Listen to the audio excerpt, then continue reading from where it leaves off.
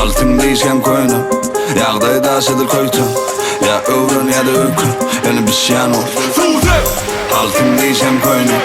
Yağdayı aşıdır koytu Ya övrün ya da öykün Yani bir şeyan ol Geç baren kol tutuş Bardan badılı otur Ait ne adım sen bilenini boğa tanışım Ait ne adım? Al bağa kalır bağa tanışım Gorayda maşının yol tutuşun İçine kaytalı aydımı tor toğuşun Ağaç olmat adamın otlanışı Açar olmat adamın otlanışı Yürü bakaya. Yanındakın yadamın yan bakışı İçi yani adamın yalı otgamışı Üstüne sul tepin köpürak Men ervet yok seni yok bu ne Kellene bak hayalı münyen Bağla sen durmadı öyküler Dinleme o diye bu diye İkin arasında münen yalı dünya Ada doraz mı? Tanınmak al adam değil mi? İsleyen yerinden soraver Sen yalı kendi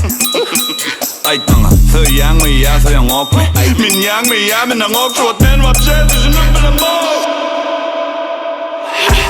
Altın değişken koyunu Yağdayı aşıdır koytu Ya övrün ya da öykün Yani bir şeyan ol Altın değişken koyunu Yağdayı aşıdır koytu Ya övrün ya da öykün Yani bir şeyan ol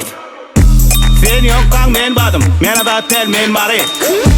Bilmeyen yok men adım Sereceler gen alıp İntegen hareketim kaytalan yok style Das edersin diyen inni diye daha sağ Hey kıyılan şahit Men sen hıyfına aşık Diyen de ödülü yeni kıbaşı O diye ödülü bana bakşı Hey kıyılan şahit Anlap gitmeyen saplı Meni yitirmek kıyın yöne Seni tapmağın satmı Suze